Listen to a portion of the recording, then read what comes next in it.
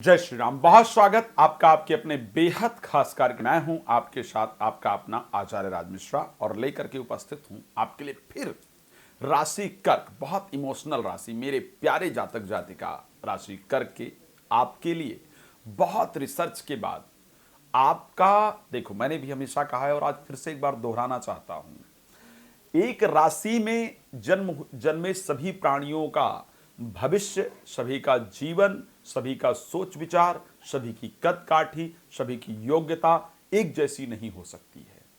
आज तक हम लोग राशि को समझ ही नहीं पाए हैं। पहले जब नाम रखा जाता था तो कहते थे कि आपके बच्चे का नाम ए अक्षर से निकला है, आपका आ से निकला है, ई से निकला है, ऊ से निकला है। क्यों कहते थे? कि एक राशि के 9 चरण होते हैं और उन 9 चरणों में जन्मे हुए लोगों का भविष्य भी 9 प्रकार से अलग अलग होता है। एक ही राशि में जन्मे हुए सभी व्यक्ति का भविष्य एक जैसा नहीं हो सकता है, इसको मानिएगा। आज मैं बताने जा रहा हूं कर्क राशि की जातक जातिका का अगर 9 चरण के अंतर्गत कौन से चरण में जन्म होने पर आपका भविष्य किस प्रकार रहता है, आपके लिए क्या फायदेमंद है, क्या आपके लिए नुकसानदायक है, इन सभी विषय की जानकारी आज मैं आपको कर्क राशि के लिए देने जा रहा हूं। क्या अक्षर हो अगर कर्क राशि का, तो आपकी राशि कर्क होती है। हा अक्षर से ही, हा पे छोटी का मात्रा में ही अक्षर से अगर आपका नाम निकलता है तो आपकी कर्क राशि का पहला चरण है। हु से अगर आपका नाम निकलता है तो कर्क राशि के दूसरे चरण में आपका जन्म हुआ है। हे से अगर आपका नाम निकलता है तो आपका कर्क राशि के तीसरे चरण में जन्म हुआ है। हो से अगर आपका नाम निकलता है तो कर्क राशि के चौथे चरण में जन्म हुआ है। डा से डा पे आ का मात्रा, डा से पांचवें चरण, डी से छठा चरण, डू से सातवां चरण, डे से आठवां चरण और डो से 9वां चरण। ये 9 चरण हैं कर्क राशि के। कर्क राशि के स्वामी चंद्रमा है, जल तत्व राशि है, उत्तर दिशा की प्रबल राशि है। कैसे बनती है ये राशि? पुनर्वसु नक्षत्र का 1 चरण, पुख्य नक्षत्र के 4 चरण और श्लेषा नक्षत्र के 4 चरण को मिलाकर के कर्क राशि होती है।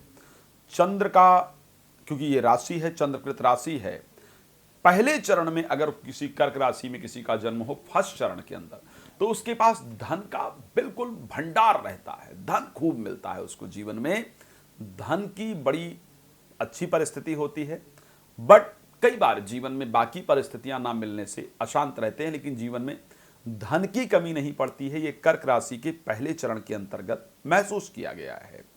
दूसरे चरण में अगर जन्म हो, मान सम्मान प्रतिष्ठा खूब मिलती है, राजनैतिक क्षेत्र में सफलता मिलती है, राजा होता है, ऐसा ज्योतिष शास्त्र में कहा जाता है।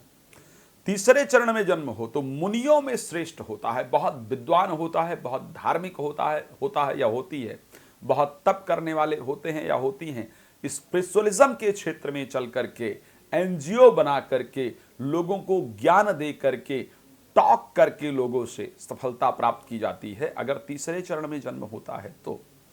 चौथे चरण में जन्म होता है, विद्वान होता है, एजुकेशन के लाइन में, बैंकिंग के क्षेत्र में, जुडिशरी के क्षेत्र में, साइंस के क्षेत्र में, रिसर्च के क्षेत्र में, मेडिकल के क्षेत्र में, ऐसे लोगों को खूब सफलता प्राप्त होती है।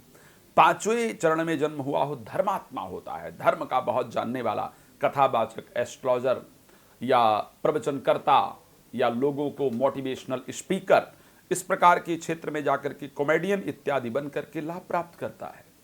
छठे चरण में जन्म होने पर चोर होता है। अगर छठे चरण में जन्म हो तो चाहे व्यक्ति ने टैक्स की ही चोरी की हो, चाहे एक ही बार अपने घर में चोरी किया हो, लेकिन ऐसा व्यक्ति जीवन में चोरी जरूर करता है, जरूर देखा गया है। सातवें चरण में जन्म हुआ हो तो धन का अभाव रहता है। शास्त्र कहता है कि आदमी बहुत मेहनत करने पर भी धन नहीं कमा पाता है, निर्धन रहता है। आठवें चरण में जन्म हो तो देश पूज्य होता है। आपने अभी देखा ना, बागेश्वर धाम को किसी ने सोचा भी नहीं था, कहां सोचा था किसी ने कि एक 26-27 साल का लड़का आकर के और देश में इतना नाम कमा लेगा कि उसको लोग बड़ा सम्मान करेंगे। नरेंद्र मोदी जी ने कभी सोचा होगा कि मैं देश पूज्य हो जाऊंगा, मुझे चाय बेच करके या छोटे से काम को करके? नहीं ना, लेकिन राजनीति में आया, दुनिया सम्मान कर रही है। तो अगर किसी व्यक्ति का 8वें चरण में जन्म हुआ हो कर्क राशि को, तो देश पूज्य हो जाता है। 9वें चरण में जन्म हुआ हो तो उस कुल के नाम को, वो कुल उसके नाम से जाना जाता है। वो व्यक्ति, वो जातक या जातिका कुल का भूषण होता है, कुल वालों को गर्व होता है। मैंने देखा ना कि 9 चरण एक ही राशि में किस प्रकार से अलग अलग चरण में जन्म होने पर अलग अलग प्रकार के विचार बन जाते हैं, अलग अलग परिस्थितियां बन जाती है, ये मैंने आपको क्लियर किया। यही मैं आपको क्लियर करना चाहता था कि ये बहुत इंपॉर्टेंट पार्ट है। साथ में अगर हम और कुछ बात करें, इसीलिए कहा कि अगर डिटेल में जानकारी प्राप्त करना हो तो ज्योतिष में हमेशा बात करने की आवश्यकता होती है। समय लेकर दोपहर को 12 बजे, रात को 9 बजे मैं लाइव आता हूं, आप मेरे साथ बात कर सकते हैं। लेकिन और बात करते हैं कर्क राशि की, थोड़ी और डीप जानकारी की तरफ जाते हैं। एक वर्ष में कर्क राशि में जन्मे जातक जातिका को रोग जरूर होता है। एक वर्ष के जब आप होते हैं तो आपको हेल्थ प्रॉब्लम होती है। 7 वर्ष में जलाघात होता है, जल में डूबने से या जल से संबंधित प्रॉब्लम होती है। 9 वर्ष में शरीर में रोग होता है। 12 वर्ष में फिर जल से प्रॉब्लम होती है, जलाघात होता है। 16 वर्ष में अंग रोग होता है, अंग इत्यादि की वृद्धि होने से रोग होता है। 20 वर्ष में लोहे से आघात होता है। 27 और 35 वर्ष में आयु की मतलब ऐसी शरीर में व्याधि उत्पन्न होती है कि अल्पायु लगता है, मृत्यु हो जाएगी। मृत्यु के मुख से निकल करके जातक जातिका बाहर आते हैं। 45 वर्ष में देवता कुपित हो जाने के कारण जीवन में बहुत परेशानियां आती हैं।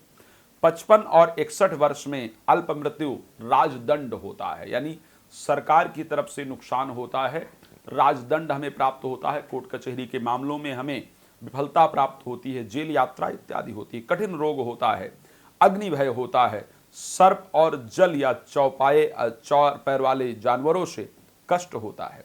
अगर चंद्रमा पर शुभ ग्रह की दृष्टि हो 70 वर्ष 5 मास और 3 दिन तक ऐसा व्यक्ति जीता है या जीती है।